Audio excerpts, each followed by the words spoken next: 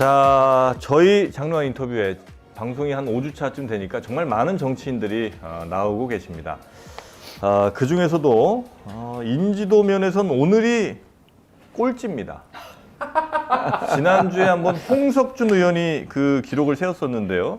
홍석준 의원보다 조금 더 인지도 면에서는 뒤에 처져 있지만, 그러나 이분이야말로 더불어민주당의 실세라고 합니다. 더불어민주당을 뒤에서 움직이고 계신 그림자 권력, 우리 서울 성북구 갑의 김영배 의원님 모시겠습니다. 예, 어서 오십시오. 안녕하십니까, 김영배입니다. 네, 반갑습니다. 예, 반갑습니다. 자, 그리고 이상민 크리에이터도 함께합니다. 네, 반갑습니다. 네. 이상민입니다. 네. 우리 김영배 의원님, 이제 뭐 정치권에서 들린 얘기가 사실은 거의 당대표란 얘기가 있습니다. 또 이렇게 과찬 예. 몸둘바를 그래서 워낙 비밀리에게 움직이셔야 돼서 일부러 본인의 이름도 잘 얘기를 안 하신다는 얘기까지 있던데요. 이제 아주 보내시려고 그냥 이렇게 왜 이렇게 안 유명한 거예요? 오늘 그러면 이제 오늘부터 유명해지는 걸로 좀. 제가 뭐 정말 주변 분들한테 야, 근데 김영배 의원은 어떤 분이셔? 그랬더니 그 무슨 의원인지를 모르더라고요. 이게 국회의원인지 구의원인지. 네. 아이고. 예. 어떻게 하실 겁니까? 앞으로 이제 JTBC와 함께 네. 한번 쭉쭉 성장하는 걸로 한번 하죠. JTBC와 함께요?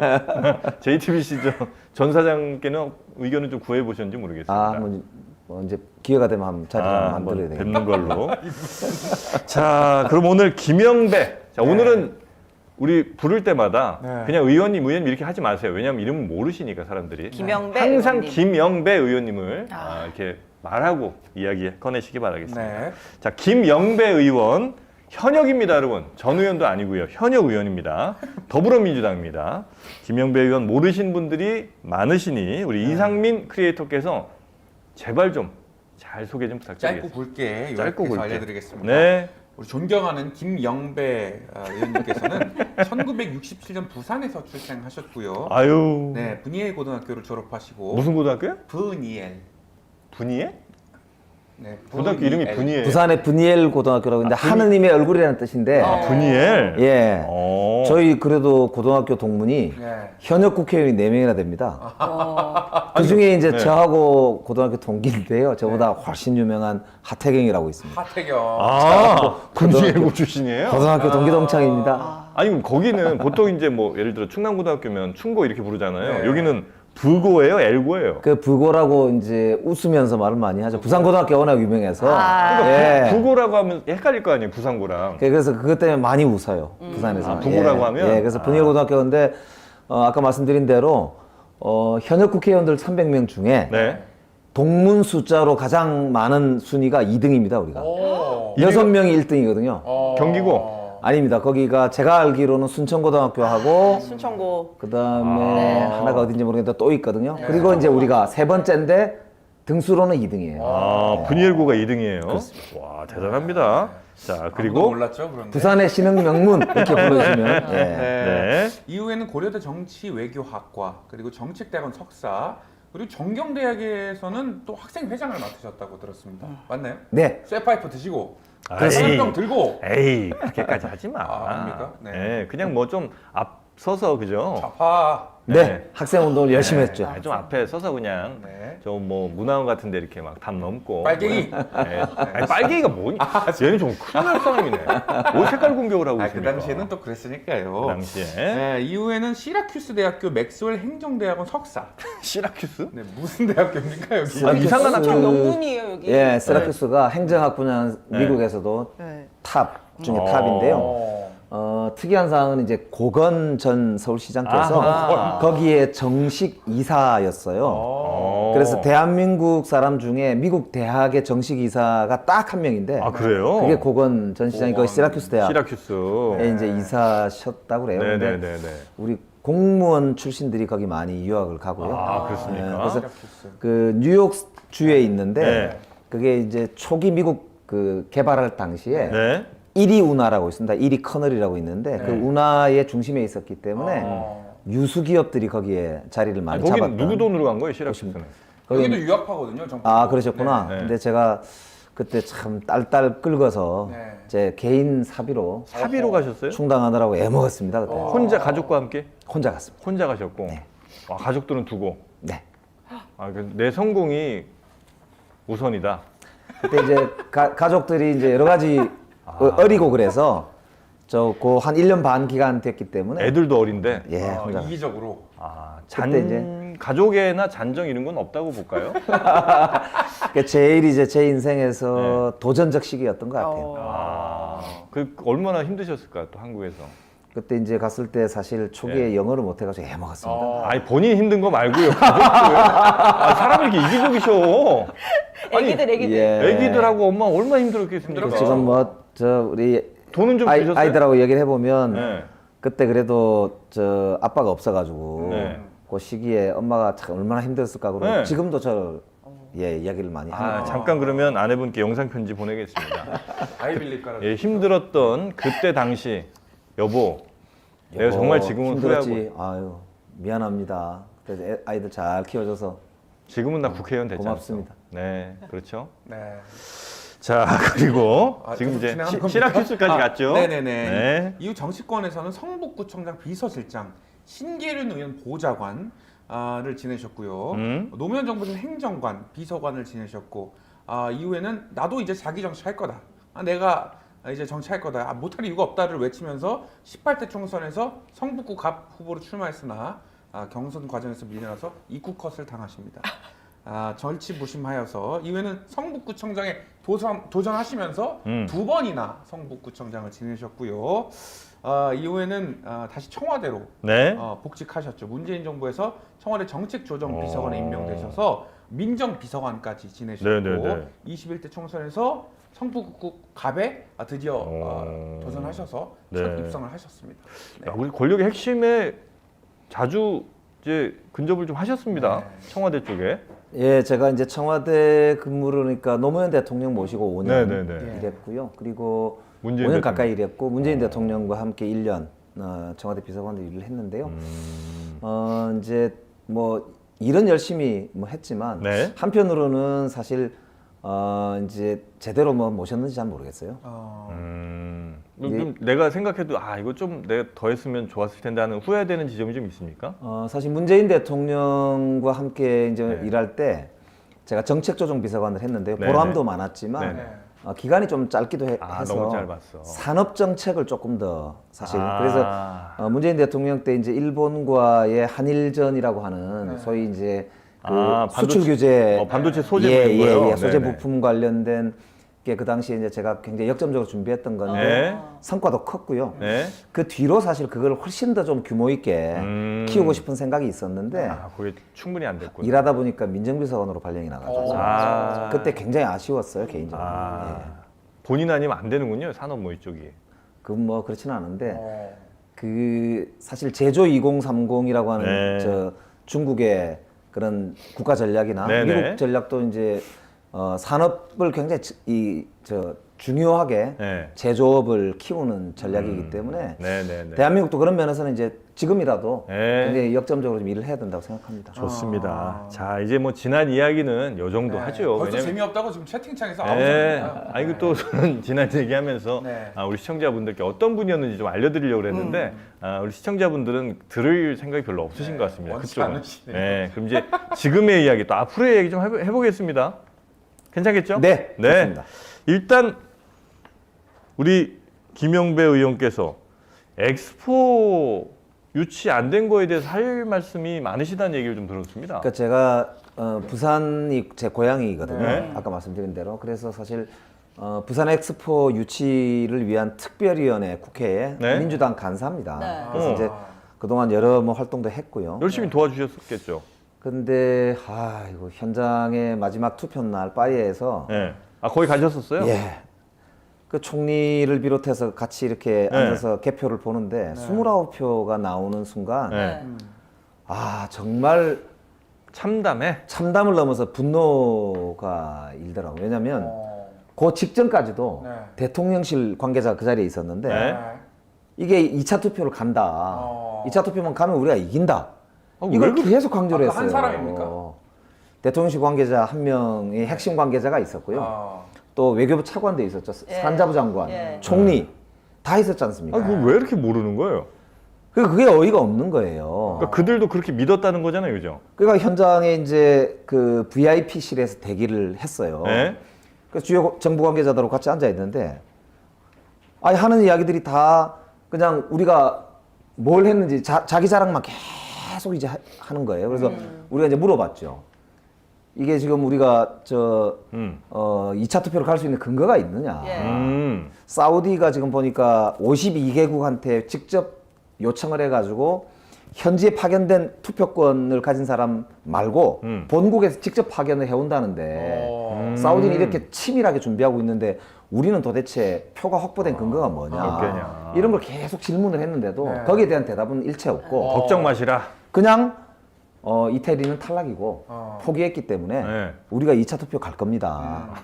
그러니까 2차 투표로 가면 당연히 이태리 표는 우리 거고 아. 우리가 이길 수 있습니다. 이 이야기를 계속 반복해서 아니랬네요. 만 하더라고요. 그러니까 이 외교부가 도대체가 어떤 이제 정보를 사전에 갖고 있었는지 네. 반드시 확인해야 되고요. 아. 대통령이 아시다시피 이 60개국 이상의 나라들과 1대1 정상회담을 했다고 예. 자랑을 했었잖아요. 네네네. 그리고 소위 얘기하는 자기가 1호 세일즈맨이기 때문에 이 자기가 표를 다 확보를 했기 때문에 네. 자신 있다는 이야기를 여러 차례 강조를 했단 네. 말이에요. 그리고 현장에 있는 총리도 저희들한테 그런 식으로 이야기를 했고요. 네. 근데 그 배신감이라는 게 예. 그 관련해서는 아이고. 또 우리 신혜영 기자가 철저하게 파헤친 게 있습니다. 그래요? 네, 너무 혼자 그렇게 제가요? 제가 질문 드리겠습니다. 신혜영 기자. 네, 잠깐 준비하세요. 아, 예, 네. 예, 예. 질문 드리겠습니다. 고향이 부산이시라고 네. 들었는데 그러면은 단도직입적으로 부산 엑스포 유치 실패 가장 큰 원인, 가장 큰 주범은 누구인지 아하. 사지선다로 질문 드리겠습니다. 아, 그래 순위 한번 1번, 뽑아봅시다. 부산 이즈 레디 윤석열 대통령. 부산 이제 레디. 2번, 빠르게 가. 좋아 빠르게 가. 2번 지구를 6바퀴 돈 김진표 국회의장. 아유 많이 돌았다. 3번 마일리지 얼마나 싼 윤핵관 거예요? 장성민 기획관. 장성민. 4번 부산 엑스포 유치 지원 특위 야당 간사 김영배. 4번도 큰 순서는 예, 좀 4번도 뭐 책임이 네. 없지 있다고 않지. 봐야죠. 아. 느낍니다. 그러나 네. 아까 불러주신 순서대로 네.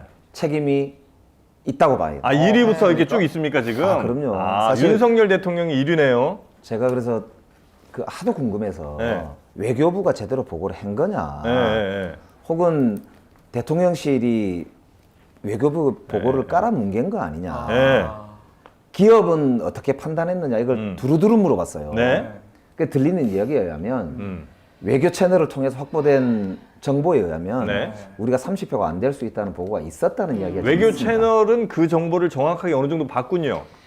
그런 이야기가 있습니다. 그래서 이걸 확인하기 위해서 사실은 그저께 유치위원회 특별히 우리 특위 회의를 열자고 요구를 했던 거고 네. 그랬는데 결국 여당도 거부하고 장관들이 아무도 출석을 안 했습니다. 그래서 민주당 단독으로 열고 말았는데 어떻게 이렇게 무책임할 수 있습니까? 그래서 윤석열 대통령이 저는 네. 이걸 국가적 대사인 만큼 직접 챙겨서 직접 보고를 받고 직접 진두지휘를 했었어야 되고 실제로 외부적으로 표방하기로는 그렇게 표방을 했었단 말이에요.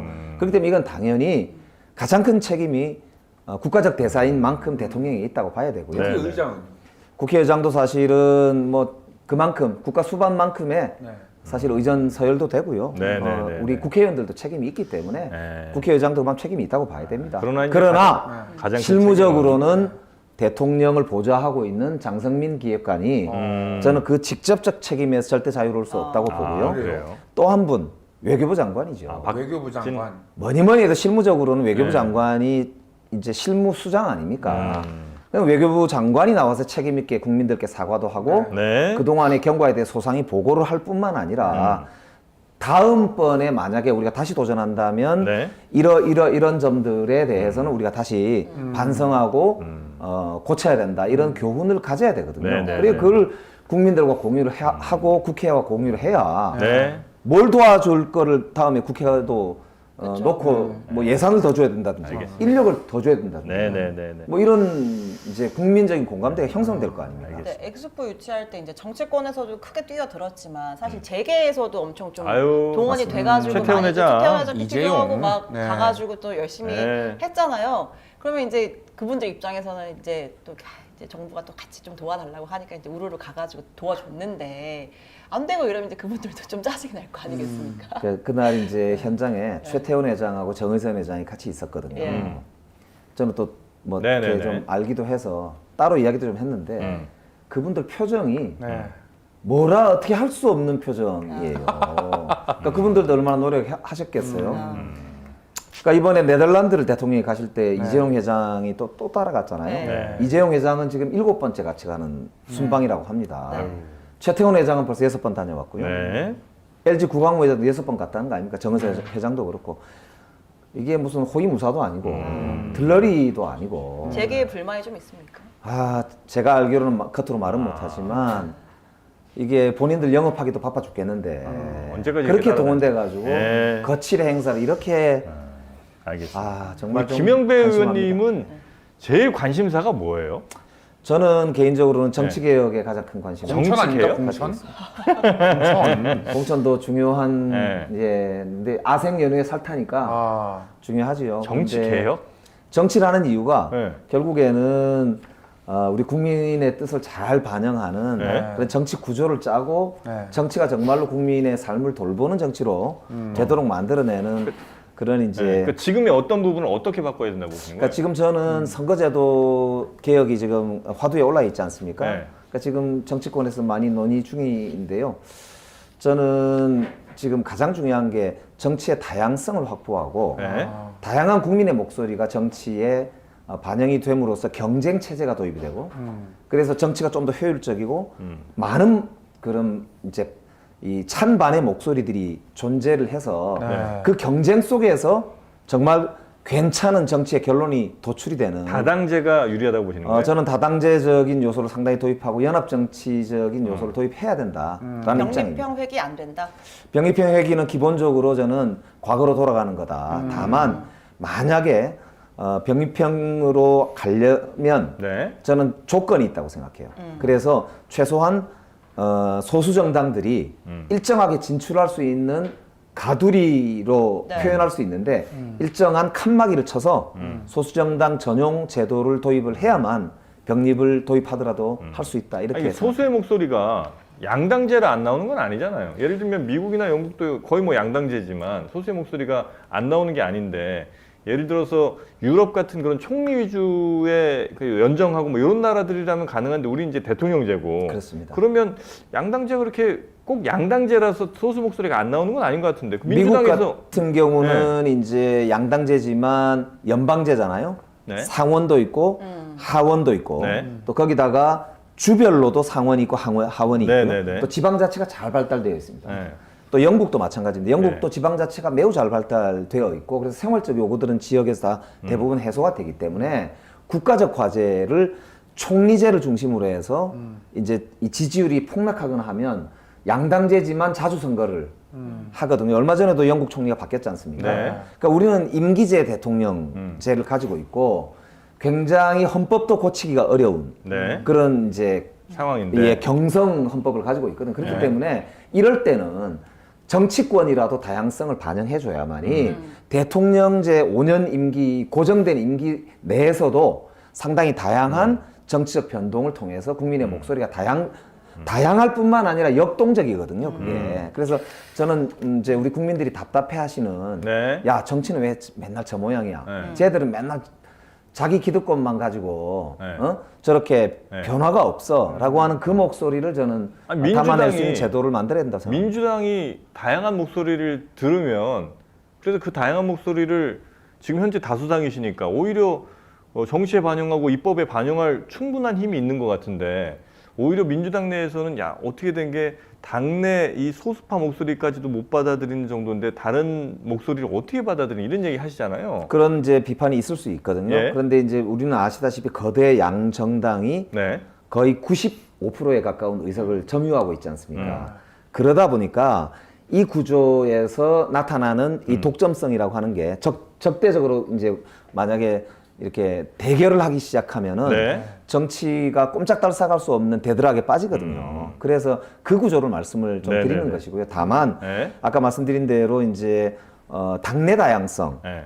이거는 훨씬 더 확보를 많이 해야 하는 네. 게 당연한 거고요. 네. 그러나 다양하다고 해서 통합이 안 되는 건 아니거든요. 네. 다양하지만 네. 상대 의견을 존중하고 오히려 결정된 사항에 대해서는 함께 질서정연하게 집행해 나가는 또 정치 문화가 네, 당연히 네, 있어야만 다양성만 있어 갖고는 그거는 혼란이잖아요. 네. 예, 그렇기 때문에 다양성의 또 다른 면은 분명히 요것만 통합적 하나 리더십이 제가 있는 거죠. 말씀드리고 예. 신혜영 기자가 아마 날카로운 질문들이 이제 막 던질 텐데 칼 갈았습니다. 예를 들어서 다당제 같은 경우도 그러니까 저는 다당제냐 양당제냐의 문제가 진짜 그 제도 때문에 이런 다양한 목소리가 안 나오는 건가 싶은 이제 생각이 좀 드는 것 중에 하나는 예를 들어 이스라엘도 다당제란 말이에요. 근데 이스라엘 같은 경우 지금 제일 문제가 완전히 색이 다른 사람들이 모여서 연정을 하고 있어요. 그러니까 예를 들면 우리나라 따지면 저 태극기 부대랑 저기 이른바 이재명 대표 적극 지지자 뭐 요쪽이랑 이제 같이 있단 말이에요. 말이 안 되잖아요. 근데 그럴 수밖에 없는 게 그렇게 해야 정권을 유지할 수가 있으니까 말도 안 되는 그러니까 이쪽 정당 지지하는 사람들한테는 말도 안 되는 요구를 들어줄 수밖에 없어요. 왜냐하면 그들도 지분이 있으니까. 근데 그런 일들이 이스라엘만 그러냐? 지금 독일이라든지 이탈리아 이런 데서도 계속 지금 연정 안 하면 이제 정권을 못 잡으니까 말도 안 되는 것들을 그러니까 이 정당 지지하는 사람들로서는 도저히 받아들일 수 없는 요구들 계속해서 이렇게 가고 있거든요. 그러니까 이제 정치가 네. 만약에 이렇게 게임이라고 했을 때 네. 여기 이만큼 있고 여기 이제 양쪽이 있잖아요. 근데 늘 언제나 한쪽만의 의견을 가지고 계속 승리를 하고 네. 이쪽은 구조적으로 늘 대변되지 않는다면 어떤 일이 발생하겠습니까? 이분들은 정치를 외면하거나 아니면 선거를 기다리지 않고 힘으로 이걸 뒤집으려고 네. 할 수밖에 없는 구조가 되거든요. 네. 그렇기 때문에 민주주의라는 경쟁은 내가 언제든지 야당이 될 수도 있다는 걸 전제로 게임에 참여하는 거거든요. 그렇기 때문에 정권 교체가 일어나고 마음은 아프지만 내가 지지하는 사람이 졌지만 국가의 틀 내에서는 그 국가가 영속되기 위해서 적어도 게임의 규칙은 지킨다. 네. 이걸 전제로 성립이 되는 것이 민주주의의 게임이거든요. 그런 점에서 보자면 아까 말씀드린 대로 국가의 유지와 발전이라고 하는 그런 전제로 보자면 이제 극우 정당과 극좌 정당이 아까 말씀하신 대로 뭐 이 가상의 뭐 하나의 정권을 이루어서 끌고 가는 이런 정부도 탄생할 수도 있는 거. 그리고 실제로 그런 사례도 있습니다. 그러니까 그게 말이 안 된다는 거예요. 예를 들면 좀 좌쪽의 정부가 생기고 극좌의 목소리도 같이 들을 수 있겠죠. 그거야 뭐 그럴 수 있어. 근데 정권을 유지하기 위해서 지금 민주당이 예를 들면 태극기 부대 정당이 이제 나중에 생길 수 있잖아요. 거기랑 같이 연정을 해야 된다니까? 근데 이제 그런데 그런 경우도 있지만 대부분의 경우는 중간에 있는 여러 정당들이 있기 때문에 합리성을 가지고 이제 국민 대다수를 아우르는 네. 넓은 형태의 우산을 펴는 그런 국민 대다수가 그래도 수긍할 수 있는 네. 연합과 연대가 이루어지는 것이 일반적이거든요. 그리고 그런 범위 내에서 이제 정치적인 네. 타협이 이루어지고 그래서 큰 틀에서 민주주의라는 게 결국에는 전쟁을 통하지 않고 전쟁 대신에 선거를 치르는 그래서 전쟁이 아닌 선거가 우리 나라를 이끌어가는 핵심 수단이 되는 것이 민주주의이기 때문에 네네. 그런 점에서 저는 연대와 연합의 정치가 오히려 그 다양한 속에서도 훨씬 더 합리적이고 거의 대통령제보다는- 훨씬 더 많은 사람들을 네. 대변할 수 있다는 거죠. 그 내각제 쪽으로 가신다는 걸 전제하시는 건가요? 그렇지 않습니다. 그건 아니고요. 대통령제 하에서도 얼마든지 연합과 연대 정치가 가능하고요. 네. 미국 같은 경우는 그렇기 때문에 오히려 이제 아까 말씀드린 대로 여러 정치 색깔을 가진 집단들이 뭐 하나의 정당 내에서 공존하면서도 그 내에서 엄청난 정치적인 경쟁을 해나가는 것이죠. 네. 뭐야? 뭐예요? 마가 떠요 갑자기. 신영 기자 뭐 합니까 지금? 지금 끄덕이면서 네. 좋은 이야기. 아니 왜냐면 방송 들으러 오신 겁니까? 좋은 이야기인데 네. 실제 현실 정치에서 지금 네. 이런 얘기들이 전혀 사실 생산적인 논의가 그렇게 할 거면 그냥 저 로그인해서 댓글이라도 달아요. 뭐해? 깜짝 놀랐네. 이제 이낙연 대표 신당. 원래 정무실장 하셨잖아요. 네, 그랬었죠. 가깝고 또 이제 수박? 노무현 때 같이 네. 일을 하셨고. 수박 아니야. 아닙니까? 죄송합니다. 아이 그러면 수박 그런 얘기 좀 하지 마요. 지금도 뭐 네, 정권을 잡기 당도. 위한 네. 연정 뭐 이런 얘기도 하면서 이합 집산 얘기가 나왔는데 네. 그럼 이낙연 대표, 이준석 대표랑 같이 갈 가능성 있어요? 제가 지금도 만약에 이낙연 대표와 네. 함께 일을 한다면 저는 끝까지 말릴 나가지 말라. 나가시면 안 되죠. 예. 나가시는 걸 왜냐하면 별로- 이건 다양성이라고 보기보다는 저는 분열이라고 예. 밖에 볼 수 없다고 어. 보고요.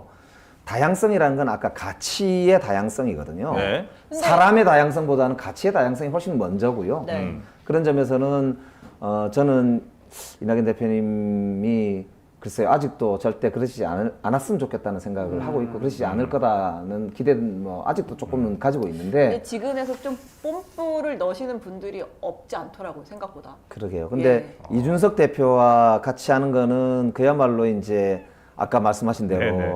하나의 진짜 우리나라에 그동안 없었던 없었던. 새로운 네. 진짜 네. 이제 당이 나오는 건데 네. 글쎄요. 저는 그런 정당이 무슨 가치를 가질까? 근데 지금 대한민국의 민주- 무슨 네. 필요성 때문에 지금 그런 네. 정당이 어떤 역할을 할 수 있을까? 민주당에서 글쎄요. 좀 나오시는 회의적입니다. 분들의 말씀은 예를 들면 뭐 아마 저 이낙연 전 대표도 그러시겠습니다만 이 민주당이라는 데가 우리가 알고 있던 민주당이 아니고 이미 너무나 지나치게 사당화가 돼 있고 그리고 다른 목소리를 내려 해도 이 당에서는 야, 빨리 나가려면 나가고 그 딴소리를 할 거면 하지 말고 가만히 있어라 이런 식으로 자꾸 나오다 보니 도저히 여기서는 이게 견딜 수가 없다는 거잖아요.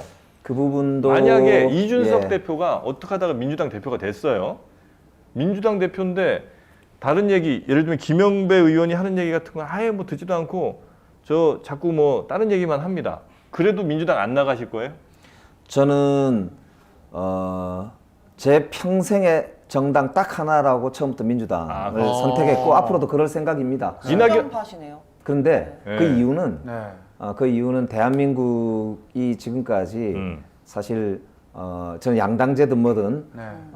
이 민주주의를 지켜온 건 결국 민주당이고요. 민주당이 있었기 때문에 대한민국 민주주의가 그만큼 진전해 왔고 또 건강하게 네. 저는 지키고 있다고 생각하는데요. 그 중에 어. 아까 말씀드린 대로 당내에 문제가 있는 게 사실입니다. 네. 왜 문제가 없겠어요? 모든 정당 다 문제가 문제 있죠. 있죠. 예, 예. 그리고 지금도 뭐 강성 팬덤 이야기라든지 이런 여러 이제 문제점들이 예, 있는 게 예, 사실이에요. 네. 네. 근데 문제는 이거를 당에 남아서 고쳐야죠. 문제가 있다고 생각하면 문제가 있다고 이야기를 하고 저도 앞으로 그럴 생각이에요. 진짜 궁금한 게 최강호 의원님이랑 친하시잖아요. 친하죠. 옆자리기도 하고 비슷할 네. 때. 근데 지금 이제 전 의원이 되셨고. 음. 근데 그런 강성 이제 흔히 말하는 철험의 이런 분들이 강성 발언 해가지고 막 논란되고 막 해서 좀 당에서도 자정이 필요하다고 하는데 네. 정작 그분들은 실제로 본인 행동에 문제가 있다는 자각을 하고 계신가요? 근데 이제 그게 노선이 다른 거거든요. 네. 그러니까 저는 이건 잘못된 발언하고 네. 네. 강성 발언은 다 구분해야 된다고 생각해요. 네.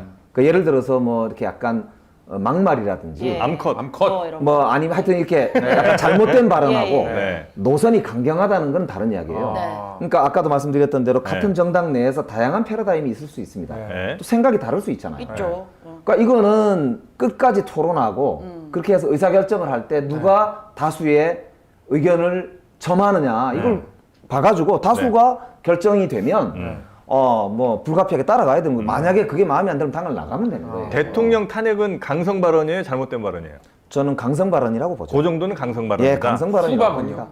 수박은 잘못된 발언. 잘못된 발언. 노선 아닙니까 그건? 아 그거는 좀 다른 얘기. 왜냐하면 수박은 네. 특정 집단을 약간 이렇게 혐오 표현일 수 비하하는 어. 표현이 들어가 있다고 저는 보기 때문에 그건 네. 잘못된 발언이라고 개인적으로 생각하고요. 개딸은요. 그것도 좀 저는 요즘은 사실은 그거는 좀 잘못된 표현이라고 생각합니다. 그래서 스스로 불러달라고는 했지만 좀 예. 변질이 됐다. 예, 변질이 됐다고 이미 생각하고 그래서 저는 강성 발언으로 아니 대통령 탄핵하자고 할 수 있죠. 아, 그래요? 자기 생각이 탄핵해야 된다고 생각하면 할 수 있는 거예요. 그러나 그게 이제 우리 저 당내에서 다수의 생각이냐, 그 생각을 다수의 생각으로 만들어낼 수 있느냐, 그게 자기의 정치적인 권리이기도 하고 자기의 정치적인 노선이기도 한 거거든요. 다만 저는 거기에 이제 별로 현재 동의하고 있지는 대통령 동의를 하진 않기 때문에 친구지만 네. 또 제가 좋아하는 아주 동기지만 예. 저하고 생각이 다르니까 만나면 강욱이하고 이런 논쟁은 하지요. 예. 그렇다고 해서 조금 친구로서 말리시고 등지는 건 아니고. 약간 너무 세게 하지 마라. 네. 대표도 부담스럽다. 네. 왜냐면 어쨌든 지금 제가 볼 때 김영배 의원님은 이재명 대표 체제로 총선을 치러야 한다고 생각하실 것 같아요. 네. 네, 그 생각하실 것 같은데 그럼 어쨌든 이런 발언이 뭐 일부 지지층을 좀 더 결집시키는 효과는 있겠지만 당 전체로 총선을 치러야 하는 대표 입장으로 봤을 때 180석을 갖고 있는 대표인데 부담스러울 수 있잖아요. 그럼 대의리위에서 조금 그러니까 이제 참아라. 만약에 제가 당 대표라고 보고 네. 이제 입장에서 보면 약간 강경한 쪽도 있고 네. 조금 보수적인 쪽도 있어야 돼요. 약간 차도살이라는 그런 그런 측면이 사실 정당이라고 하는 건 있거든요. 대신 그래서 이게 공존해야 네, 다양한 국민들의 목소리를 반영할 뿐만 아니라 다양한 지지를 확보할 수 있고 네. 그런 이제 전략적 측면도 있습니다. 다만 아까 말씀드린 대로 강경한 거는 좋은데 그게 아까 말씀드린 잘못된 발언이나 비난, 비하 이렇게 해서 사실은 그 선거에서 오히려 결과적으로 표를 잃거나 해서는 아니 되는 선을 넘는 그런 이제 그거는 좀 다른 문제이기 때문에요. 그래서 저는 뭐 당내 다양성은 저는 뭐 좋다고 생각하고 있는 편입니다. 야, 근데 이게 뭐 저 노선과 그러니까 강성 발언과 뭐 잘못된 발언은 좀 차이가 있다고 하시지만 그 경계가 저는 되게 애매한 것 같은데 예를 들면 나는 이제 이 대통령을 이건 이제 민주당 얘기입니다. 이 대통령을 윤 대통령을 난 대통령을 부르지 않겠어. 윤석열 씨라고 부를래. 이거는 강성처럼 들리기도 하고 어찌 보면 그래도 현직 대통령인데 그걸 인정하지 않는 것 같으니까 그건 약간 좀 잘못된 발언 같기도 하잖아요. 그게 이제 저는 우리가 만들어가야 될 정치 문화라고 생각합니다. 예. 어느 나라든 다 정치 문화가 있잖아요. 네. 그래서 저는 가능하다면 정치는 품격 있는 언어를 쓰는 게 좋다고 생각합니다. 그런데 요즘 이제 유튜브 환경이라든지 여러 측면에서 이제 아무래도 클릭도 중요하고 뭐 이러다 보니까 우리가 잘못입니까? 아니요 약간 이제 여기 지금 좀 더 유튜브입니다. 좀 정확하게 예. 언어 전달을 하기 위해서 예. 언어 구조가 조금씩 변화해 나가는 것도 사실 불가피한 측면이 있잖아요. 예. 그러니까 그런 점에서 보면 이제 만들어가야 할 새로운 시대 이 유튜브 환경에 맞는 우리도 또 배워나가고 새로 만들어 나가야 될 영역인 것 같은데 네. 저는 그럼에도 불구하고 그래도 공적인 세금으로 월급을 받는 사람들이나 그 정당 우리 세금 지원 받지 않습니까? 그 세금으로 그래도 도움을 받고 있는 정당 소속 사람들은 그래도 공적 품위를 지키려고 노력하는 게 저는 좋다고 생각합니다. 제가 아까 다음 총선은 이재명 체제로 치르는데 동의하신다고 했고 네. 그럼 다음 대선은 대선까지 이재명 갑니까 벌써? 대표- 왜냐면 이제 너무 멀리 보시는 거 아니에요? 왜냐하면 지금은 우리가 이제 선출한 대표잖아요. 그래서 임기가 내년까지 있고요. 네. 그래서 합법적 권위를 가진 지도부잖아요. 그렇기 때문에 그거는 우리가 흔들 수도 없고 흔들어서도 안 된다고 생각하고요. 이제 이 대표 임기가 김기현 대표 바로 물러나 버리잖아요. 근데 이제 그거는 그 본인의 판단이니까 그 본인의 결단 문제는 제가 뭐 이래라 저래라 당사자 열어서 할 수 있는 네네네. 문제는 아니고 이제 내년 8월이 지나고 나면 이재명 대표도 지금 이번에 뭐 국회의원직이 어떻게 될지 알 수 없는 거니까 이제 그 상황에서 또 다른 도전을 본인이 할 텐데 그거는 그때 가서 또 판단할 문제죠. 그래서 우리 당의 또 다른 어떤 뭐 대선 후보가 된다거나 네. 뭐 이렇게 되면 또 대선 후보로서 민주당을 대표하니까 또 함께 네네. 당연히 대선을 치르게 네. 되는 것이고요. 원칙과 상식은 어떻게 보세요? 그 나머지 분들은 저는 이제 원칙과 계속해서, 상식에서 제기하고 있는 지금 대표 물러나라고 했던데 네. 통합 그래서 비대위로 가자. 네. 근데 그거는 조금 지금은 약간 섣부른 이야기다. 지금 비대위로 갈 상황은 아닌 것 같고 제가 보기에는 선대위를 뭐 좀 빨리 꾸리자든지 그건 가능하다. 다양한 왜냐하면 선거 대책위는 어차피 필요하고 선거 대책위가 이재명 원톱으로만 치러져야 된다는 원칙은 없거든요. 그 좀 가능하면 쉽게 말해서 표 하나라도 더 되는 사람들과 함께 네. 총선에서 요만큼이라도 더 보탬이 되는 선대위를 꾸리는 게 바람직하잖아요. 네. 그렇기 때문에 그런 차원으로 저는 의논하는 게 오히려 더 빠르다고 생각하고 또 공심이 꾸릴 때 이럴 때 이제 배려하는 게 맞지 않을까 싶고요. 다만 원칙과 상식이 제기하는 문제, 당내 민주주의, 그 다음에 아까 얘기했던 뭐 수박 공격 뭐 이렇게 하는 이런 이제 팬덤의 문화라든지 네네네. 뭐 이런 것들은 분명히 고칠 개선이 부분이 있다. 필요하다고 저는 생각해요. 우리 김영배 의원께서는 설령 내가 성북이죠? 예, 예, 성북에서 공천 못 받더라도 민주당이 계실 거죠? 당연하죠. 이낙연 전 대표가 신당 만들어서 영배야 내가 죽게 공천 해도 안 가시는 거죠? 제가 아까 이제 프로필 가실 할 때 거예요? 아니요. 그 아니 2008년에 예. 사실 그때 공천을 못 받았습니다. 네. 그 이유도 뭐냐면 노무현 정부 출신이라고 해가지고 그때 유승희 전 최고가 아닙니다. 그때는 손봉숙 더 옛날이구나. 예, 그 당시에 국회 비례대표였는데요. 네. 그 당시에 박상천, 손학규 두 분이 당대표로 네, 네, 하실 네. 때인데 그때가 소위 이제 안희정 전 최고가 이제 말했던 소위 이제 우리가 뭡니까? 아이고 패족이었는데. 예, 패족. 네. 그 표현이 나왔을 당시인데 음. 그때 이제 저도 아예 이제 게임에 끼워주질 않아서 네네네네. 아예 후보 반열에도 못 올라보고 네. 이제 했었는데 그럴 때도 저는 정말 민주당의 승리를 위해서 최선을 다해서 뛰었어요. 지금도 네네. 마찬가지. 저는 그게 당인의 도리라고 생각하고요. 기본 중에 기본이라고 생각합니다. 아 그렇습니까? 아무리 민주당에서 지금 한 막 절반이 이렇게 빠져나가도 민주당 계속 지키실 거예요? 절반이 절대 빠져나가지 않죠. 그렇게 해서도 안 되고. 아. 그렇죠. 절대 그렇게 안 만들어야죠. 아. 제가 앞장설 거고. 네. 그건 그런 일은 없습니다. 예를 들어 예전엔 열린우리당 이만큼 나갔잖아요. 네. 이제 열린우리당 때는 사실 노무현 대통령 당선과 관련해서 네. 그죠. 그때 결국에는 거대한 분열이 일어났었잖아요. 네. 노무현 대통령도 그 뒤로도 그것 때문에 굉장히 힘들어하셨고 음. 그 분열에 대해서 네. 가슴 아파하셨거든요. 네. 지금 이번 선거는 시대적으로 국민의 요구도 그러하고 윤석열 정부 심판이 이번 선거의 시대 정신입니다. 네. 그렇기 때문에 그 정신에 반하는 어떤 것도 저는 국민의 뜻이 아니기 때문에 정치하는 사람이라면 국민의 뜻을 받들어야 된다. 국민의 뜻이 만약에 민주당 말고 새로운 이낙연 신당으로 간다면 근데 이제 그거는 저는 절대 그럴 리가 그 가능성 예, 없다? 가능성은 없다고 생각하죠. 그렇기 때문에 지금 민주당은 그 단순히 우리가 표가 많아서 그런 게 아니라 네네. 지금 민주당을 깰 만큼 민주당이 무슨 지금 큰 문제가 있거나 이 이런 건 아니다. 시대의 어떤 그 뜻을 받드는데 네. 결정적으로 문제가 있다 그렇게 보지 않습니다. 전혀 그런 상황이 아니고요. 우리 내부에 소소한 문제들도 있고 또 네. 어찌 보면 또 큰 문제가 있을 수도 있지만 네. 충분한 자정 능력이 있는 정당이고 충분히 그걸 고치면서 국민들과 함께 이걸 만들어갈 수 있는 저는 그런 정당이다 이렇게 보기 때문에 네네네. 의원님, 네. 네. 의원님께 질문 드리겠습니다. 의원님 말씀 들어보면 정치를 개혁해야 된다라는 그 말씀이 좀 와닿는 것 같아요. 그렇다면 의원님께서 만약 순수하게 1억이 있습니다.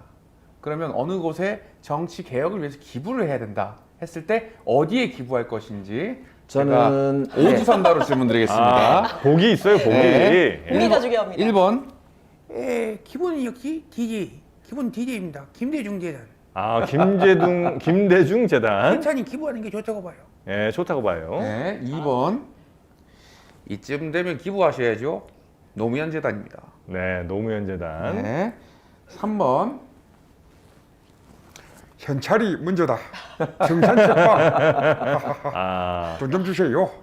김대중, 노무현, 문재인 각 재단들이 다 있으시죠? 네. 4번 돈하면 역시 나다. 말이 안 나오네요. 청계재단인가요? 청계재단이에요. 돈 좀 주세요. 예. 돈 세야지. 자, 마지막 그 1억 기부는 정수장학회 역시 아유, 정수장학회까지 나옵니다. 정수장학회 네. 자, 그래서 이제 만약에 기부를 하신다면 여기 네. 뭐 나눠서 하셔도 되고요. 비중 따라. 아니면 1억 몰빵 어디다 하겠다 하셔도 됩니다. 정치 개혁을 위해서. 노무현 대통령 모시고 일했고 문재인 대통령 모시고 일했습니다. 네. 5천만 원씩 5천만 아, 원씩. 두 군데 5천만 원씩 나눠야 됩니까? 아. 그럼 김대중 대통령은요? 김대중 대통령이 저는 대한민국 민주주의 원조고 네. 앞으로도 김대중 없는 대한민국 민주주의는 없다고 생각합니다. 다만 직접 제가 모시고 일은 안 했기 때문에 돈 주긴 아깝다. 대통령님의 돈 주긴 아깝다. 뭐 아깝다기보다는 저는 제가 감당해야 될 그 몫은 노무현과 문재인이다. 아, 네, 그렇게 말씀드리고 싶습니다. 네, 모르는 분이다. 알겠습니다. 문재인 청와대 때 조국 전 장관이랑 같이 일하셨잖아요. 그랬죠. 지금 나오시려고 하는데 혹시 최근에 통화 한번 하셨어요? 연락은 가끔씩 합니다. 네, 좀 친분이 있으시잖아요. 네. 나온대요? 지금 비법률적 네. 대응을 하겠다고 지금 예. 지난번에 나온다는 얘기했지 얘기 않습니까? 아니에요? 예. 근데 정치는 여러 가지가 있어요. 당원이 될 수도 있고 어떤 정당을 지지하는 지지자가 될 수도 있고 직접 후보가 될 수도 있고 네. 비례가 될 수도 있고 지역구로 갈 수도 있고 네. 저는 현재로서는 앞에 두세 가지. 네. 그러니까 특정 정당을 지지하거나 특정 정당의 당원이 되거나 특정 정당과 함께 선거를 지원하거나 네. 거기에 현재까지 스탠스는 가깝다고 보고요. 나오는 것보단 직접 출마 문제는 선거제도하고 좀 연동이 되어 있는 그러니까 이제 문제인데 독립형 돌아가면은 이제 그걸로 아마도 끝까지 고심하지 않을까라고 저는 보고 있고, 다만 네. 반윤석열 선거가 되는데 적극적 활동을 할 것으로 그렇게 저는 보고 있습니다. 민주당 의원님들 말씀 들어보면 이제 어쨌든 문재인 청와대는 조국의 마음의 빚이 있다. 이렇게 생각을 하시는 것 같아요. 좀 빚이 이렇게, 있죠. 네, 욕을 너무 많이 먹었다라는 생각을 공통적으로 좀 하시더라고요. 빚이 있습니다. 예, 근데 그러면 이제 나오면 좋겠네요. 뭐 하면 근데 민주당으로는 못 나오지 이런 얘기를 또 공통적으로 하시는 당에서 거 너무 맞죠? 부담된다. 그러니까 근데 빚은 본인도 있지만- 민주당으로 정치를 할 생각이 있는 건 아닌 걸로 압니다. 본인도 민주당 딱지 달 생각은 없어요. 오호. 예, 어. 그래서 지금 이제 문제는 본인의 개인의 신원도 있지만 네. 신원도 하나 있고요. 왜냐하면 윤석열 대통령이 사실은 너무너무 과도하게 네. 조국 그 집안 자체를 그냥 어찌 보면 뭐 멸문지와 이를 정도로 심하게 권력을 가지고 탄압한 거 아닙니까? 그렇기 때문에 그 개인에 대한 신원 자체가 회복을 하는 게 역사적으로도 윤석열 정부를 심판하는 그런 계기가 될 수 있기 때문에 중요하고요. 그러나 또 한편으로는 이번 총선에서 국민들이 윤석열 정부를 심판하게 본인이 역할을 함으로써 네. 그것이 결과적으로는 역사적인 그런 이제 본인의 명예가 회복되는 그런 또 계기가 될 수 있기 때문에 뭐 어느 쪽이 더 중요하다고 제가 뭐 말씀드릴 수는 없습니다만 저는 조국 장관이 그런 이제 뭐 아주 현명한 네. 판단을 할 걸로 네. 저는 보고 있고요. 네. 요즘 대중문화에도 관심이 좀 있으십니까? 요즘은 사실 저도 참 문화 걸그룹이나 뭐 저 우리 BTS 아세요? 예, BTS 뉴진스가 아 뉴진스 1월 1일 날 미국에 방송에 나온다고 지금 아 예. 뉴진스 뉴진스 말고. 네. 어. 대표곡 혹시 뭐 어텐션이라든지 아 그런 것까지 잘 관심이 없으시고 아 이거 요즘 저 젊은 세대들과 소통을 하시는지 좀 여쭤보려고 뭐 그냥 여쭤봤습니다. 가볍게 여쭤봤습니다. 네. 근데 여기 또 이제 제가 이 방분들이랑도 좀 친분이 있거든요. 아 의원실에 네, 의원실 분들이 굉장히 또 이제 소통에 능하고. 아, 그래요? 네, 인터넷 열심히 하시는 분도 많고. 아하. 잘 놀고 또 열심히 보좌하는 분들이 많아가지고. 근데 제가 재선은 이제 문제 없을 것이다. 그러니까 소통은 이렇게 해보니까 하는 척 하는 게 오히려 더 문제라고 아. 저는 생각하고 있어요. 그래서 진짜 잘 모르면 모른다고 하는 게 네네네. 차라리 맞아. 낫다고 생각하고 있고요. 근데 하는 척이라도 하는 건 또 필요할 것 같긴 한데 네. 해보니까 안 돼, 안 정말 돼. 그게 오히려 진짜 네. 어렵더라고요. 사고 나요. 이번에 그 수능 현수막에 네. 막 수험생들 GG 그 고고라고 GG 이렇게 했는데 그 수험생 GG 치란 얘기잖아요. 아. 그 논란된 적 그거 있거든요. 어느 땅입니까? 예, 여당이었습니다. 아. 예. 여당이 아니라 이제 이제 정부 관계자. 네네네. 예, 예. 멋있네요. 그런 것들이 있었죠. 알겠습니다. 자, 하여튼 정치 개혁에 굉장히 큰 꿈을 꾸고 계신 우리 김영배 의원님, 네. 민주당에서 나가는 분들 어떻게든지 붙잡고 싶으시고 어떻게든 당 안에서 문제를 해결하고 싶은 마음이 강한 걸로 저희는 이해를 하겠습니다. 네. 예, 모든 문제 다른 건 이제 다 해결된 것 같고요. 김영배 의원님 이제 본인 홍보나 좀 다른 데서 좀 많이 하시기 바라겠습니다. 여전히 너무 예. 성북에선 뭐 유명하시겠죠, 당연히. 성북구 구민들은 다 아시죠? 네, 뭐 자랑 하나 하자면 제가 지난번 총선에서 서울 지역 초선 중에 제가 득표율 1위를 했습니다. 그러니까 뭐 우리 주민들의 그만큼 기대가 크시기도 하고 또 부담도 되죠. 네. 그런데 정치라는 게 이제 네네네. 이 또 한편으로는 많은 분들과 알아야 소통이 가능하니까 그런 점에서는 좀 말씀대로 높이고요. 네. 저도 노력이 필요하고요. 성북구 자랑 많이 한번 좀 하고, 도와주세요. 네, 성북구 예. 자랑 마지막 하나 하고 끝내겠습니다. 성북구는 역사와 문화의 고장이기도 하고요. 네. 대학이 7개나 있어가지고 와. 전국에서 가장 많은 대학이 있고 젊은이들이 있고요. 아 그래요? 좋은 그런 이제 인적 자원이 많은 데인데 네. 다만 네. 도시가 이제 오래됐다는 뜻은 낡았다는 뜻도 되거든요. 네네네. 그래서 굉장히 현대화를 해야 되는 어. 그런 곳이기도 해서 과제도 많아요. 진짜 맛집 하나만 좀 알려주세요. 성북구. 성북구에 오시면은 이 칼국수 집이 아주 유명합니다. 칼국수. 성북동 입구에 오시면 네. 누들로드가 있습니다. 누들로드. 예, 그래서 칼국수집도 있어요, 이렇게? 예, 그게 이제 옛날에 YS 칼국수집이라고 해서 유명한 집도 아, 있고, 예, 그게 성북동 입구에 가면 아, 그래요? 있습니다. 그리고 거기에 이제 파스타들도 요즘은 쭉 들어와서 있고요. 아, 진짜 누들로드네. 대사관저가 그 주변에 40개 가까이 있어가지고 외국에 있는 그 대사관들의 맥주도 아주 좋습니다. 그래서 벨기에 맥주부터 시작해서 그거 팔아요? 그럼요. 그래서 굉장히 이제 좋은 아, 그러니까 대사관저에서 맥주를 팔아요? 아니요, 네. 이제 네. 그 그 거리. 대사관저에서 손님들이 많기 때문에 근처에. 요즘 그 핫한 음식점들이 많이 있어요. 그래서 오시면 좋은 음식도 많이 드실 수 있고요. 네네네. 마지막으로 딱 하나 네. 만해 한용운 선생의 시무장을 비롯해서 아, 그게 성북구군요. 우리 그 시인들뿐만 아니라 독립운동가들의 유적이 많이 남아 있는 곳이에요. 네네네네. 그래서 한번 돌아보시기에 딱 저 좋은 곳이고 우리 그 이 미술관과 네. 그리고 이 역사관들이 많은 곳이기 때문에 오시면 하루 보내시는 데는 뭐 그렇습니까? 충분한 오호. 그런 역사 문화의 도시입니다. 알겠습니다. 많이들 오시면 좋겠습니다. 네, 네. 아, 성북구. 아, 거기에 이렇게 유명한 게 많군요. 역사와 문화의 성북구 잘 좀 꾸며주시기 바라겠습니다.